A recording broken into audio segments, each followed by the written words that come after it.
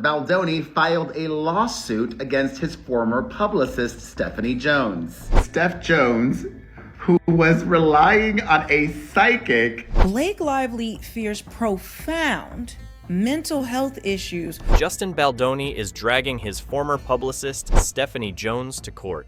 And the reason will shock you. Blake recently requested the judge to dismiss Baldoni's lawsuit, but Baldoni has made it clear that he's not pulling punches. He's not looking to settle. He wants answers, accountability, and, from what we're hearing, some people better start lawyering up. Now, Baldoni is pointing the finger at his former publicist, blaming her for setting this months-long legal fight into motion. Baldoni is suing his former publicist because of a nasty betrayal. Stephanie Jones was once Baldoni's go-to publicist, the woman representing him and his studio Wayfarer. Everything seemed perfect on set for It Ends With Us. Cast and crew were all smiles until things went south. Baldoni used to be repped by Stephanie Jones's company, Jones Work PR. Out of nowhere, a bombshell report dropped.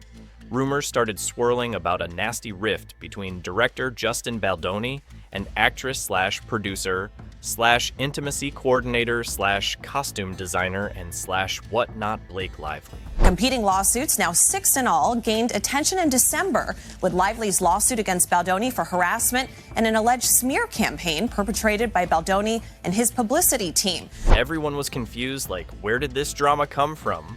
What went wrong? It turns out that the leak that ignited this firestorm allegedly came from none other than Stephanie Jones, Baldoni's own publicist. According to the lawsuit, she was feeding private info directly to Blake's PR team. That's not a little betrayal. That's full-blown sabotage. Justin Baldoni's new lawsuit, filed on Friday, claims that his former publicist, a woman named Stephanie Jones, maliciously passed on data from a former employee's phone, including text messages to Blake Lively's team. You won't believe that Stephanie was actually relying on a spirit to guide her actions. Stick around till the end, because we're about to spill all the juicy details on how this went down. Once the news broke, people on set started picking sides fast, and they didn't pick Baldoni's side. Crew members and even the cast stopped following him on Instagram. They stopped calling. They stopped showing up for him. He became the ghost director of his own film. But why Lively and some cast members had stopped following the director on Instagram. Now his legal team is going for blood. Baldoni's lawyer, Brian Friedman, sounds like he eats lawsuits for breakfast. He told Variety that Stephanie Jones straight up broke her confidentiality agreement. She shared private texts without permission. No discussion, no warning, just betrayal. Now, an attorney for Baldoni states that this set off a, quote, catastrophic sequence of events violating the most basic of privacy rights. Friedman did not mince words. He said Stephanie kicked off this entire drama, called her actions a catastrophic breach of trust, and he's not wrong. How do you work so closely with someone only for them to stab you from behind and then hand the knife to your enemy? It is undeniable that Stephanie Jones initiated this catastrophic sequence of events by violating the most basic of privacy rights, as well as any remaining trust her clients held. No stranger to stirring up crisis scenarios for departing clients. Apparently, Stephanie Jones didn't take her firing from Wayfarer Studios lightly.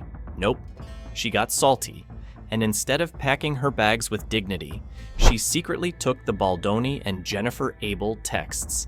If you are wondering how Stephanie got her hands on these texts, well, she was the friend and business partner of Jennifer Abel, who is a member of Justin Baldoni's crisis PR team. So, Stephanie allegedly snatched Jennifer's phone and sent the information to Blake's PR team. She was pressured to relinquish her phone as well. Jennifer Abel was also the one running the Baldoni account. And guess what? As rumors grew about the fallout with Blake, and everyone started unfollowing Baldoni, the speculation about who betrayed him got hotter. And now, it all points back to Stephanie Jones. Now the lawsuit paints Stephanie Jones as paranoid, defensive, and spiraling. She's reportedly rattled by negative press coming from the press and even New York Times. The latest lawsuit paints Stephanie Jones as growing increasingly paranoid and rattled by negative press about her. They didn't hold back, they called her an erratic screamer. and even listed a bunch of clients that have walked away from her, including Dwayne Johnson and Lauren Sanchez. That's not a small loss. That's a mass exodus. Press that covered an exodus of clients that were leaving her company and that described her as an erratic screamer. And yeah, a part of the lawsuit says she was relying on a psychic for advice while plotting her revenge. A psychic! The complaint claims that Jones, who was relying on a psychic, then plotted a revenge campaign against client Baldoni and partner Abel as they both announced their plans to exit Jones' work. Instead of damage control, she was asking the spirits for guidance. You can't make this stuff up. Stephanie Jones wasn't playing nice. She went straight for the jugular, and you won't believe what she did. So Jennifer Abel, her supposed friend and business partner, pulls her aside one day and drops a bomb. I'm leaving the firm soon. I'm starting my own. Calm. Director. No drama. But that calm, it triggered something in Stephanie. A switch flipped. According to reports, Steph Jones had gotten word that Jen Abel was getting ready to leave and start her own PR agency. Stephanie didn't take it well. She begged, pleaded, tried every manipulation trick in the book. She even dangled fake promises and guilt-tripped Jennifer with their history. But Jennifer had made up her mind. She was done. Out. She tried to get her to stay. That didn't work out. Stephanie, knowing she was losing control, did something no one expected. She took Jennifer's phone and laptop in a bid to get sensitive information from them. Jennifer, knowing full well she had no skeletons to hide, unlocked the phone and gave her the devices, thinking she'd get it back in a minute, then was ordered out of the room. Abel was told that Jones Works would have grounds to sue if she did not allow them access. The complaint alleges that Abel, who was confident that her computer contained no such data, turned over the device. She was pressured to relinquish her phone as well. Big mistake. Stephanie locked the door, went through the devices, dug deep, and what she found? Confidential messages, private conversations, likely with Baldoni, sensitive stuff that wasn't meant for anyone else's eyes. But she didn't stop there. She copied them, and then she shared them. With who? None other than Blake PR Leslie Sloan. In the explosive New York Times article that came out in December, the Times used all of the text messages from Abel's phone, which was seized back in August of 2024. Let that sink in. She didn't just betray her, she weaponized her. She tried to sabotage Jennifer before she could even start. And the worst part? Jennifer didn't even see it coming.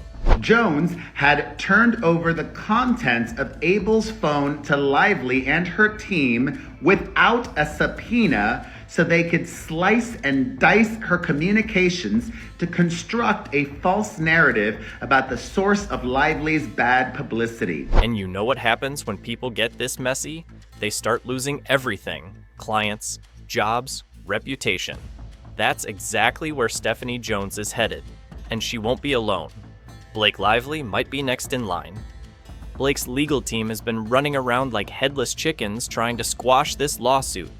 They found a California law section 47.1 that protects victims of sexual harassment from being sued by their abusers. The idea behind 47.1 is we're going to cut that off at the knees. We're not going to allow people to sue people who come forward with SH because we want to promote people coming forward with SH.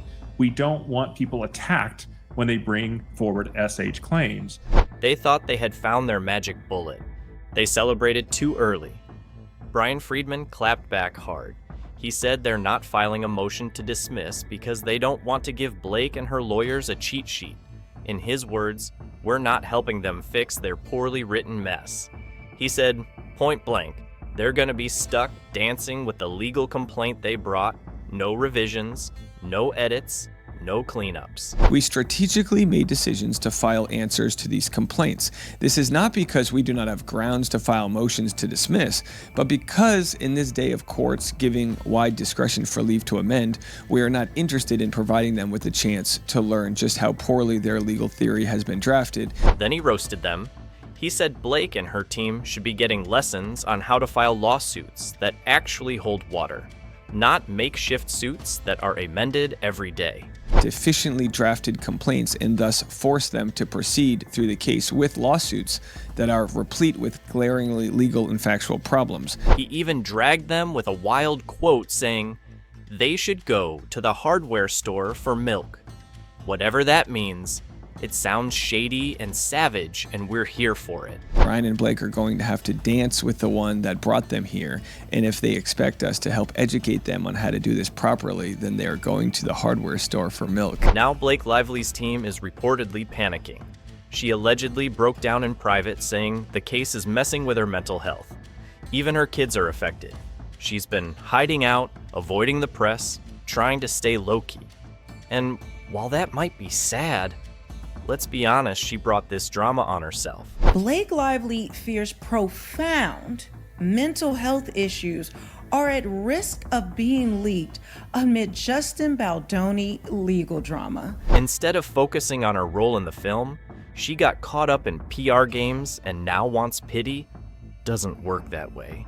And speaking of appearances, Blake and Ryan decided to skip this year's Met Gala.